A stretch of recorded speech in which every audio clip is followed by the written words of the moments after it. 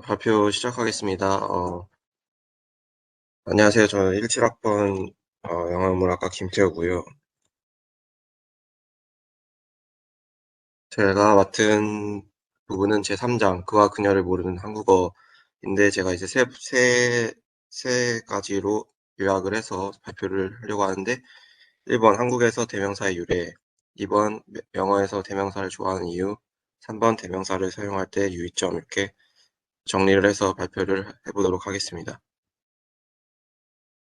한국어에서, 한국어에서 대명사의 유래로는 저자가 예시를 든 소설이 있는데 이인직의 혈의도라는 소설입니다. 여기서 문장 한 단락을 보면 옥년의 얼굴은 옥을 깎아서 연지분으로 단장한 것 같다. 옥년의 부모가 옥년의 이름을 지을 때에 옥년의 모양과 같이 아름다운 이름을 짓고자 하여 내외공론이 무사하였더라. 여기에서 이 소설을 보면 영어에서는 아마 처음에 옥년이라는 등장인물을 제시해주고 그 다음부터는 옥년이라고 안 하고 인칭대명사 she로 나타냈을 것이라고 하자는 말합니다. 여기서 우리는 전통적으로 한국어가 인칭대명사를 좋아하지 않는다는 사실을 눈치챌 수가 있습니다. 그러나 한국어에도 인칭대명사는 존재하는데요. 1인칭의 나, 우리, 2인칭의 너, 너희, 3인칭의 그, 그녀, 그들, 그녀들 이렇게 존재를 하는데 하지만 3인칭을 나타내는 대명사는 원래 한국어에는 존재하지 않았다고 합니다. 영어에서 그 부인, 그 노인, 그 소녀에서의 그는 대명사가 아니라 the lady, the old man, the girl처럼 영어의 정관사 더에 해당하는 것으로 보아야 한다고 합니다. 이런 대명사는 마찬가지로 일본에서도 없었다고 하는데요. 일본에서는 서양 책을 번역하는 과정에서 he를 그 저를 그쪽 저쪽 이런 의미를 가지고 있는 그로 she를 거기에 이제 여를 붙여서 그녀 저로 나타냈다고 합니다. 한국에서 처음으로 자연주의 소설을 썼다고 평가받는 염상석 작가의 단편소설 표본실의 청개구리를 보면 그러나 평양이 가까웠는데 정신이 난 그는처럼 이제 그를 아까 의미한 저 일본어를 그대로 남성을 가리키는 3인칭 대명사로 쓰기 시작했다고 합니다. 이것이 나중에 그로 바뀌었다고 하는데요.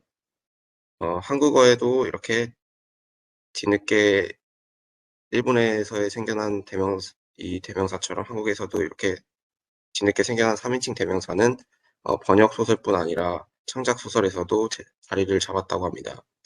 어, 여기 또 예시를 저자가 들었는데요. 그녀의 구두는 뽀얗다. 그녀는 웃는다. 어머, 죽으러 가면서도 교태야. 그녀는 웃는다. 최인훈의 망가라는 단편 소설인데 여기서도 저자는 여주인공을 시종 그녀로 부르며 이름을 밝히지 않고 대명사로 지칭하면서 사용을 하고 있는 모습을 볼 수 있습니다. 대명사의 적절한 구사는 영어라는 언어의 개성인데요. 어, 이런, 여, 이런 영어의 전통적 표현 방식을 지켜야 한다는 암묵적 요구가 영어에서는 아주 강하다고 합니다. 그렇다면 이제 영어는 왜 이렇게 대명사를 좋아할까를 이제 보니 저자는 영어의 특징은 이제 똑같은 단어가 반복되는 것을 싫어한다고 합니다. 그래서 글게나 쓴다는 영미인들은 유의어 사전을 놓아두고 늘 글을 쓸 때 이 유의어 사전을 뒤진다고 하는데요. 예시로 한국말로는 이제 위선이라는 뜻이라도 이제 앞에서 hypocrisy라고 했으면은 다음에는 deception이라고 하고 그 다음에는 double standard라고 하면서 자꾸만 표현을 바꾸면서 글을 쓴다고 하고 있습니다. 여기에 제가 이 얘기에 이제 다른 예시를 한번 제가 찾아와 봤는데요. 여기 한 문장을 가져와 봤습니다. One penguin's destiny alters the fate of all the others. Their stretch, you could say, is learn alive. 해석을 해보면 한 펭귄의 운명은 다른 모두의 운명을 바꾼다. 여러분은 그들의 전략이 배우고 산다라고 말할 수 있다. 여기서 우리나라 말로 해석을 하면은 운명이라는 단어가 두 번 등장을 하는데요. 데스티니를 이제 사전에 찾아봤을 땐 운명의 힘 이렇게 사전에 나오고 동의어로 이렇게 fate라고 나옵니다. fate도 마찬가지로 같은 뜻을 가지고 있는데 여기서 첫 번째 운명을 destiny로 말하고 두 번째를 fate로 표현을 한 것을 볼 수가 있습니다.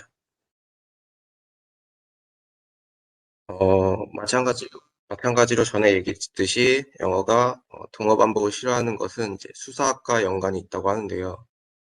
수사학은 저자가 말하는 것에 의하면 설득하려는 남을 설득하려는 말인데 한마디로 정의하면 저자는 어떻게 하면 상대방이 꼼짝 못할 만큼 말을 잘할 수 있을까, 글을 잘 쓸 수 있을까 생각하는 기술이라고 저자는 정의하고 있습니다.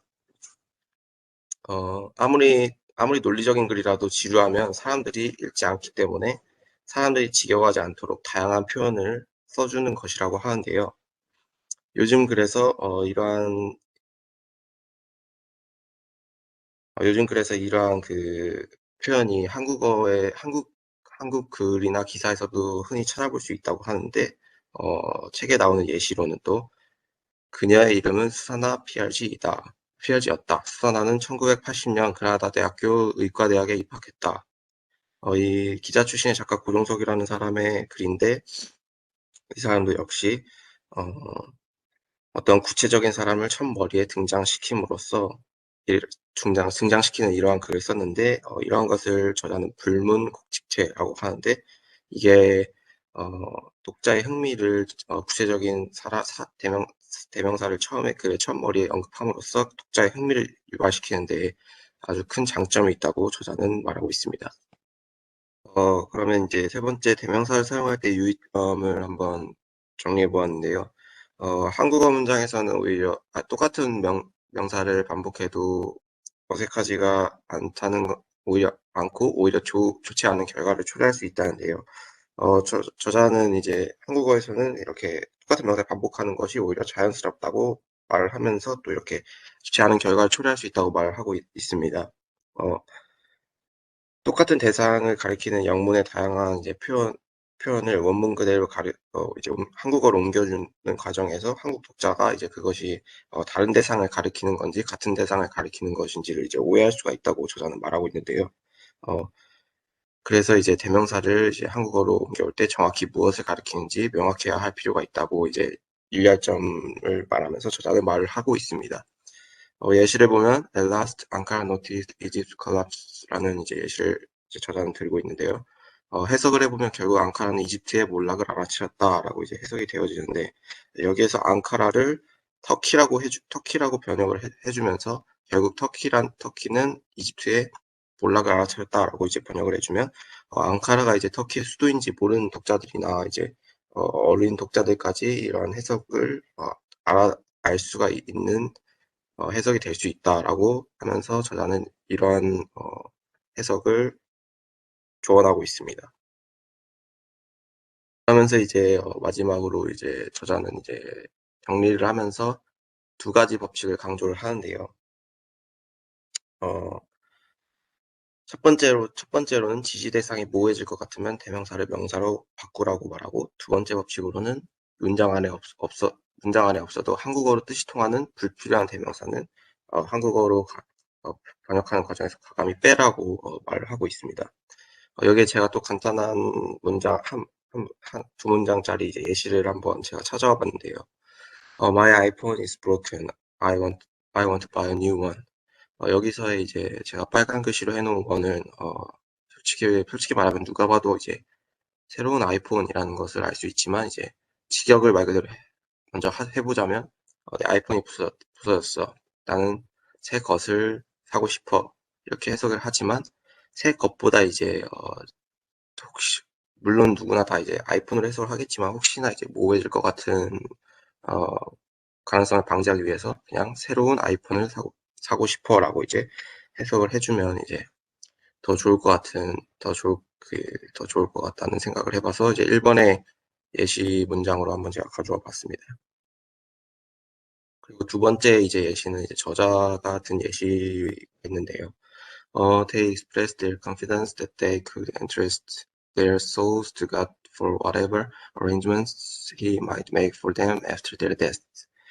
여기서 이제 해석을 해보면 그들은 죽은 다음에 어떤 대접을 받을지는 몰라도 하나님에게 영혼을 맡길 수 있다고 확신했다. 여기서 본문에는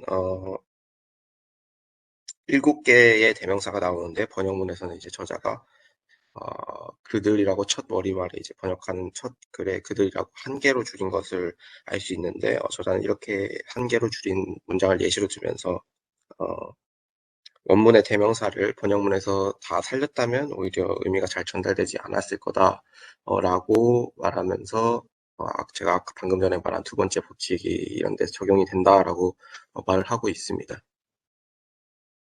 이번 발표를 준비하면서 느낀 점으로는 우리나라 말에서 이제 대명사의 유래와 이제 영어라는 언어에서 왜 대명사를 많이 쓰고 좋아하는가를 이제 조금이나마 알 수 있게 되었고, 요즘 한국어에서도 대명사를 많이들 사용하고 늘어나고 있는데 그 과정에서 유의할 점들은 또한 알게 되었습니다.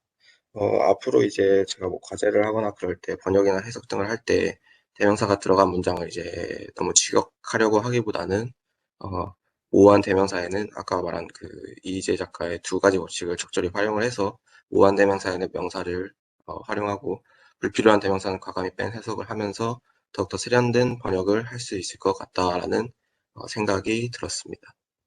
감사합니다.